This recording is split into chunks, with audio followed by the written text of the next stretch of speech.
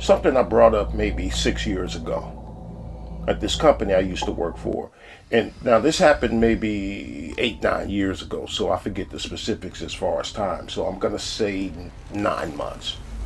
The company I worked for got a contract with this hospital, and our part lasted, I think, about 8, 9 months, because you had different crews there. And as a matter of fact, they was working there a year before we got there, and maybe it took them another year after we left before they even got finished with it, right? Now the hospital was building a bridge, right? And I don't think it's called a bridge. I don't know the name of it, but I'm going to call it a bridge, right? They were expanding the hospital to make it go across the street, but from above, like a bridge. So the first, I'll say 2 months, everything normal, work, then break, right? So maybe month 3, I come out to smoking. Where the ashtray was a sign that said, no smoking within 10 feet of hospital entrance. I'm like, okay, cool. I see the ashtray. It was just moved just a bit. Then I'll say maybe month 5. I come out to smoke, and out of habit, I look over to where the ashtray used to be. And now the sign says, no smoking within 50 feet of hospital entrance. So I'm like, damn, because now the ashtray way down there. Then month number 8, or last month there, I come out to smoke. Not only was there no sign, but there was no ashtray at all either. Now, one of the reasons I bring that up is to say that they don't stop. Lawmakers, right? And not just politicians, but people who lobby for laws to get put on the books. They don't stop. Whatever they get, they'll want some more and some more and some more.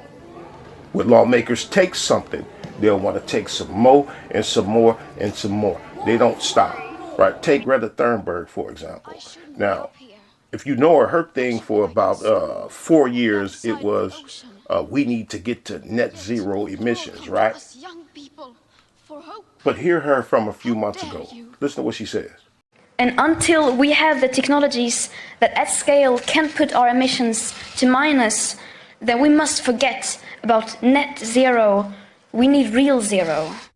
Not net zero. So net zero means that we sort of don't produce any additional emissions beyond the rates at which we are currently producing. Real zero? So real zero means that you actually shut down the entire economy of the world. Not net zero anymore. Now it's minus zero. Now, net zero is impossible as it is, but minus zero emissions would mean to rid the earth of all living things. The climate crazy said, they've got a few things done, and now they want some more and some more and some more. University is pioneering research for a mega vaccine which could see Australians vaccinated against 3 different viruses in a single jab. Scientists have begun trialling the Moderna respiratory virus combination designed to protect people from COVID, influenza and respiratory syncytial virus. It's hoped it will relieve pressure on the health system from respiratory-related illnesses. That was from the other day. They send out notice. But how many more of these things do they want for people to take? Right? Like I said, they'll want some more and some more and some more. Now, YouTube's new community guidelines, right? They've been putting out community guidelines every year. I think twice a year, if I'm not mistaken. And they've been doing this for years. So you'd think that they would have covered everything by now, right? Wrong. About 2 weeks ago, YouTube conjured up some more rules. Now this time it's profanity for people who are monetized. Profanity at the wrong time, and your video won't be allowed to earn revenue. Now, they already had it to where you wouldn't be monetized if you said fuck at the wrong time. And now it's all profanity, right? Some more and some more and some more. I'll put a video in the description box so you can see what I'm talking about. And here's a problem that I have with people's reaction to these new community guidelines. I would hear people say, well, I'm not monetized, so I'm not worried about it. Hey. This is Houston. Say again, please. Houston, we have a problem. But people who say that they're not worried about it because they're not monetized anyway, it says to me that they have no foresight. They have no clue about what's around the corner. They have no idea that they're next, regardless if they're monetized or not. They're next. People are under the impression that, this is about profanity or to stop online bullying or to stop hate speech or all these other roads to hell paved with good intentions, or how it's about to protect the children and so on and so on. It says the College of Psychologists of Ontario, the government-mandated Professional College of Psychologists, has disciplined me and is threatening my clinical psychology license for retweeting the Conservative Party leader Pierre Poilievre, how do you say his name? Not sure. Criticizing Justin Trudeau, the chief of staff Gerald Butts, someone named Jacinda Ardern, and an Ottawa city councillor. He is required to participate in mandatory social media communication retraining. To modify my objectionable behavior, which I absolutely refuse to do. So they'll go to the next step, which would be an in-person disciplinary hearing, with my license on the line. I'm going to make all this public this week. If you're interested, take a look. Canada has given over to the commissars, something I thought I'd never see in my lifetime. Happy New Year. Well, I can't say I'm terribly surprised. Ultimately, anybody who remains inside an institution is going to be up against disciplinary hearings if they insist on seeing reality and discussing it. But the term retraining, I'll read it again because it sounds so bonkers that someone would think that this is a good idea. That this term is so crazy that he is going to have to participate in mandatory social media communication retraining. Social media communication retraining. Like, you have to do it the way I do it. You have to do it the way other people that we have decided the way you communicate is not proper. We don't agree. You're retweeting people who are critical or criticizing the government, and we don't agree with that. So we're going to retrain you how to communicate. Sending him to a re-education camp. That's essentially what they're doing to Jordan Peterson. And that's Canada. The kind of stuff we know to go on in places like China, where if you oppose the government, the authorities come and take you away. And when you're released back into society, or if you're released back into society, you miraculously have this love for everything that your government wants for you to love. Right? And that's where all this censorship is headed. It's not about the stopping of the spread of misinformation. It's not about that. It's about control. It's not about Alex Jones or just censoring people who are conservatives. It's about everybody being silenced, right? Even the ones on the left who we see adamantly pushing this Luciferian agenda. Some of them, I'm sure, are scared to death to reverse themselves and speak against it. Now, Justin Trudeau, Canada's Prime Minister, and you saw what happened to Jordan Peterson, who had the nerve to recognize Trudeau's move towards totalitarianism. But remember the trucker convoy almost a year ago? Well, Trudeau, he tried to invoke what's called the Emergencies Act to stop him. There was a court battle and Trudeau lost, but look what he's trying to do now. Good news! Justin Trudeau has said that the Canadian truckers are tinfoil hat-wearing conspiracy theorists, and the word violent now has been expanded to include violence against money. This should be really good for freedom. Also, and this is amazing, remember at the time they were accused of being violent? Well, there was no evidence that they ever were violent, so do you know what you do to solve that problem? Just change what the word violent means. That's no problem. You were violent against what? Was it people's hearts, people's minds, people's feelings? No, against money. You were violent against the globalist state's ultimate goal, to accumulate wealth. Once they start changing the meaning of words, we are in serious trouble. That's beyond Orwellian. Unless what you're saying democracy is everyone believing the same thing and the impossibility of a public discourse and conversation. Unless that's what democracy means now, is that everyone has to believe one thing, and to argue argue with that is undemocratic. The fact that there were some people out there who were actively spreading harmful disinformation and misinformation and save our economy and save lives. Save our economy. Now, I think the economy is a reflection of trade and commerce and financial responsibility and financial health of a population, sure. But when the economy becomes the protection of central interests, then you have a problem. Then you start to see what's really happening here. In a way, there is a deep revelation in changing what is meant by the word violence. You were violent against the economy. Who do you mean by the economy? Do you mean my economy? Do you mean ordinary people's economy? Or do you mean the economy of certain centralized global corporate interests? Now, in trying to justify the government's behaviour, senior Canadian officials appear to be trying to redefine the meaning of physical violence to make sure their actions fit within that definition. The most controversial ones undertaken to stifle the protests, such as deploying riot police and freezing participants' bank accounts, were done by evoking the Emergencies Act, in itself a move controversial enough to warrant a commission inquiry. The Public Order Emergency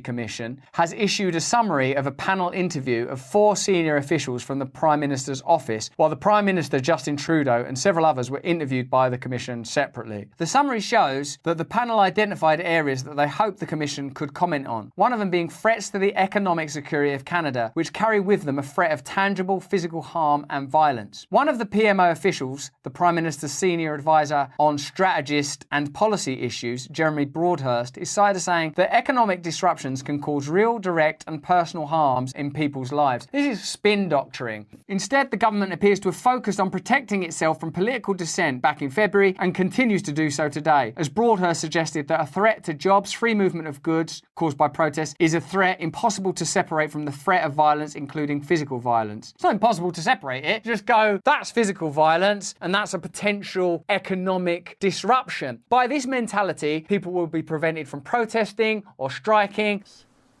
He's trying to make protest into a threat of physical violence against the country and the citizens. Trying to legally change the definition of physical violence to mean anything he wants it to mean. And that was Canada. And I'll have the whole thing in the description box so you can go over there, so you can go click on it and see it without my edits and cuts in it. But that was Canada. The UK government is set to introduce a legislation in Parliament that would require key public servants to ensure minimum safety levels during industrial action by workers. The talks between government ministers and trade unions also failed to avert further planned strikes. The UK government will consult on minimum safety levels to be set for hire or for fire, ambulance and rail services as part of the new law. This is the latest in a measure by the United Kingdom government to tackle the ongoing wave of industrial action as pay rises fail to keep up with double-digit inflation. Nurses, ambulance staff and rail workers are among those who have staged walkouts.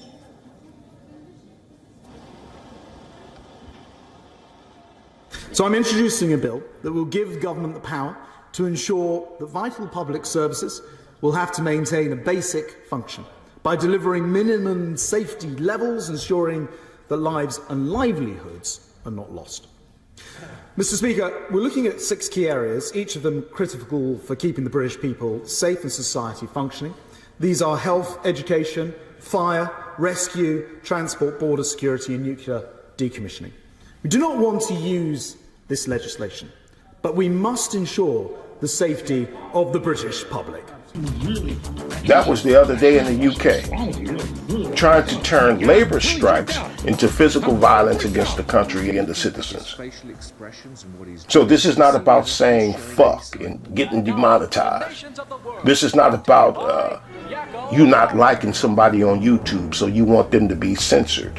This is not about, oh, that's over there in Canada and the UK, but I'm in the United States, so I'm not worried about it. No, this is about everybody, everywhere. Not that then we have to compel society to address them this way, right? I'm sure you can understand that the compelling of language is an issue. So what gender do you think you are? Well, I'm a male. Okay, well, I think you're a woman. No, legally I'm a male. Oh, it says on my driver's license that I'm a male. Okay, so that's your sex. No, it's yeah, I'm also a male. It's your sex. It says on my carrier certificate that I'm a male. Gender. Some legal documentations say gender. What if I say I don't believe you? It doesn't matter. Exactly, it doesn't matter if you don't believe me. No, it doesn't matter because biologically... What gender do you think I am? I would assume you're female. Yeah, see, you're making assumptions. Yes. I identify as non-binary. I don't, respectfully, it doesn't matter. It does matter. Now, let me ask you this. What would you say if I have... It matters what pronouns you use for me. It matters how I'm socialized in society. It matters my gender expression. It matters the way that I'm allowed to express myself. It matters what bathroom I use. It matters who I'm allowed to live with. It affects every aspect of my life. So you saying... What pronoun should I use? You should use they, them pronouns. So you saying that you don't believe me... What if I don't? If you don't, I would consider that disrespectful, and that's actually an act of violence to misgender a trans person. It's an act of violence. That is an act of violence to intentionally misgender someone, yes. Here we come to the issue, and this is why I'm out here. You just said that's an act of violence. That means it's an actionable offense. That means it's a crime. So you believe that for me... I didn't say it's a crime. I said it's an act of violence. An act of There's violence. a lot of things that are not considered crimes that are acts of violence. Okay, so you believe it's a non-aggressive act of violence. I think that, okay, when you misgender someone, if you were to misgender a trans woman... Yes. Trans women, especially trans women of color, are have the highest rate of murder within the LGBT community, right? So if you were to intentionally misgender a trans woman, that could put her at risk of murder. You understand that? Because people think because you're trans... I don't understand. I'm sorry, I don't understand. I think that really does show that you're privileged in the situation then. Yes, I believe we're both... I think you're extremely privileged in the situation that you don't have to experience that, or that you don't have to worry about that, or consider that you don't feel like you need to respect people's pronouns. I'm considering this and I'm asking you questions. You said these are the pronouns I need to use. Yeah. I said, what if I don't? You said that's an act of violence. Yeah, I would consider that an act of violence against me. Okay, so that's a crime. Consider that an act of violence against you is a crime. I would consider that. So, I would consider you being disrespecting me as a person, and that's not okay, and that's not even ethical. It doesn't matter if it's legal, it's not ethical. And I don't know how you can do something that's considered unethical. I don't know how you can not allow me to speak and ask questions based on your own premises. Please, we're trying to keep this civil. I haven't yelled at you. I haven't accused you of anything. You're getting very heated. You said that's an act of violence. That's a crime. Okay. I didn't say that was a crime. An act of violence. You said an act of violence against you is a crime. So I did not say that. You said it is an act of violence against you. I said it's an act of violence, and I said misgendering anyone's an act of violence. Yes, you said it is an act of violence against that person. That is in fact a crime. So here's my question. Since we've now decided we don't know the number of genders, it's a spectrum. It exists. There is no set number. You've asserted the premise that we are required to use the pronouns that are preferred by the individual. We have no idea how many pronouns there are. We can never know how many pronouns there are. And to not use a proper pronoun is an act of violence against them.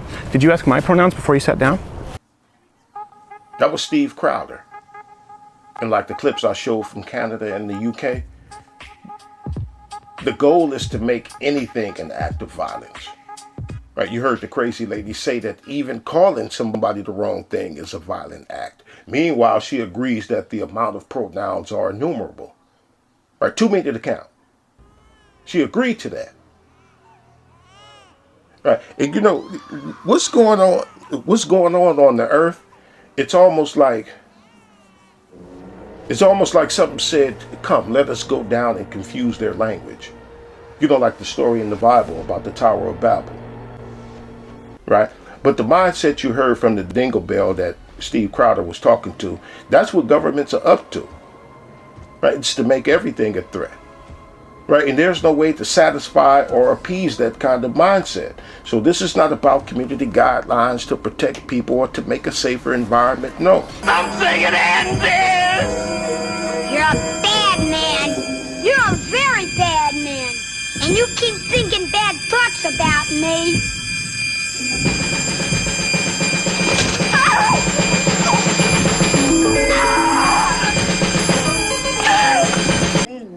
That's what this is about. Government control. And people like the lady Crowder was talking to, it seems that they are totally oblivious to the fact that they are next. People like her are going to wake up one day. They're going to wake up one day and see that they can't talk either. The government's end game is to have everybody walking on eggshells, like you saw in the clip of the Twilight Zone I showed you, where everybody in that town was scared to say the wrong thing in front of that little boy. They was even scared to think the wrong thing.